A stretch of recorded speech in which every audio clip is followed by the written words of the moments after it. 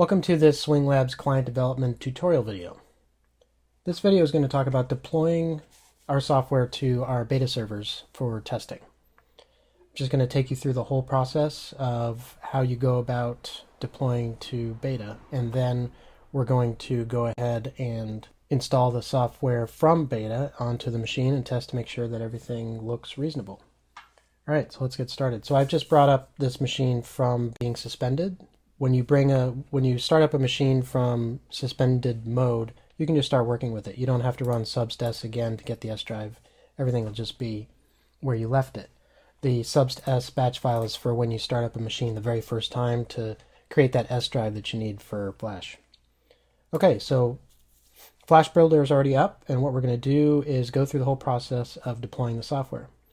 So I'm already in SL Dashboard AS. And at the top of that file, we have a version number that we need to increment. So we're going to change this to 5.2.36. We're going to save that file. So now you'll notice that I usually work with most of the projects closed. So we need to go ahead and click on these projects that are closed and open them up so that we can do a full build. So we're going to choose those and select Open Project. Then we're going to highlight everything, and it's just a shift click to get everything, and we're going to refresh just to make sure all the code that's on the disk is available for the compiler. Sometimes the compiler misses things that if you don't do refresh. Alright, so now we're going to do a Control B for Build All, and if you go to Project, you'll see Build All is Control B. Boom. So sometimes this build all can take a really long time. This time I believe it's going to go pretty quickly because all we did was change the version number. But we'll see. The progress is down here in the corner, 72, 73%, so you can see how the build is going. Okay, so that build is done. And we're done with the IDE now. We've done a debug build of everything in the project. We've incremented the version number, so we're going to actually close Flash Builder so it doesn't get in the way of doing the release build. Now we're going to move into that utility that I mentioned earlier that helps us go through a checklist of things to do to deploy our software. We're going to leave this radio button on beta because we're deploying to beta. The same tool also works for production and to do a special GolfTech build. So basically this is a checklist of things we need to do. The first thing is to have the command line compiler for Flash build our release build. So I'm going to just click on that button. And this takes quite a long time, upwards of around 10 minutes on this machine that I'm using here to do the full build. Okay, our build is done. If you press any key at this point, it automatically brings up the log file in case you want to look at the progress of the compiler or look for any errors. You can also bring up that log file by just clicking the Show Flex Log. Alright, let's check that off. We've done it. The next thing on the checklist is to change the version number in Visual Studio and rebuild the solution. Okay, we're going to start up Visual Studio, open up Swing Labs Dashboard. We're going to right click on Swing Labs Shell. And over here you can see the assembly information button. Click on that. The version number is sitting right in here. We're going to manually change that. You only have to manually change these version numbers when you're actually doing a release to beta or production so that we can keep track of what's been released. Right click on the solution node and rebuild the solution. .NET compilers are very fast, so it's done. Let's close that. So we've done that. We've changed the version number and we've rebuilt the solution. Now we're going to take all those binaries that we have, both the .NET binaries and the Flash binaries, put them together in one folder. Click that button, boom. You can see that it pulled all the files that we think are necessary to do this deploy.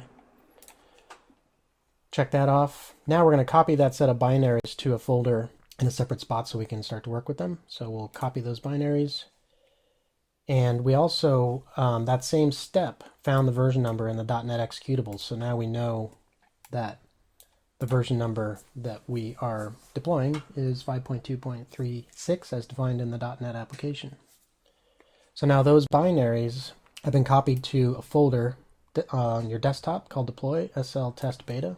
So here's the folder right here. If we open that up, we can see that if we go to SL test beta, we'll see all the files that we've just built. So these are all nice new files that came from the process that we've done so far. So we've done that. So if we also look in the deploy folder and look at dev configs beta, we see that there's a config file for the SwingLab shell application, and we also see that there's a config file for the Flash application. So these are config files that we deployed to beta. And what this button right here does is applies those config files to the folder of binaries that we've collected. So we do that. So it took dev configs beta folder and copied those files on top of SL test beta, which is where we're collecting these files to deploy. All right, we've done that. Now we're going to zip up all those binaries and stick them into a zip file in that same folder. So we click on that, and looks like we're done. So you can see that it zipped up all the files in SL test beta into a zip file, SL full beta.zip, in that same folder. Check. Now let's slide over to our Mac and make sure that our VPN connection is running. So my Mac right now has the VPN connected, so we're good to go. If you don't have that up and running yet or installed, go to the IT, get that set up for yourself. Okay, so now what we're going to do is map some local drives out to our servers. So right now they're not connected, so we're going to go ahead and click this connect drives to servers, and that just goes and makes your Z drive point to one of our servers, the software folder on one of our servers, and the Y drive to point to the software folder on the other server. So we'll come in here, and I'm assuming these will kick in. How do I refresh? There we go. There we go. So now those drives are available for writing out to our servers. So we've done that. So now we need to copy the SL full beta zip file to each of those servers. So this is going to run a batch file, and it takes a while to copy these up, maybe a couple minutes a piece depending on your connection, and we'll just let that happen. Okay, those files have been copied. Let me show you where they went. If we open up Computer and we go to one of our drives, let's go to this one. When we go into the SwingLabs module, so now we're out on one of our servers on the Y drive, which, by the way, we need VPN to get to. That's why we had to have VPN turned on. So SL full beta.zip. So this is the one that just got copied up. And the next step is to copy the version file to the server. So we're going to take this version number and copy it to an XML file up on the server. So we'll click that button. And both of those have been written out, one to each server. And if we take a quick look at this, we'll just see that that's been updated. It's very simple. Actually, it's not an XML file. Sorry. It's just a file that's called XML and just has a number in it. So that is where that went. And so things have been copied. Now let's disconnect those local drives so that we don't mistakenly copy anything up to the servers. And we'll just say yes. And that's it. So we've deployed everything. It's on the beta servers. It's actually on production servers, but it's a SL full beta.zip. So that means that it's a package of a version of our software that's sitting on production servers that you can download and install for testing. Okay, so let's go through that process now.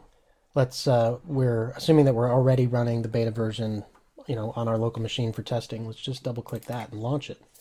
And we'll be told right away, because of that version file that's up on the server, that there's a new version that we can get.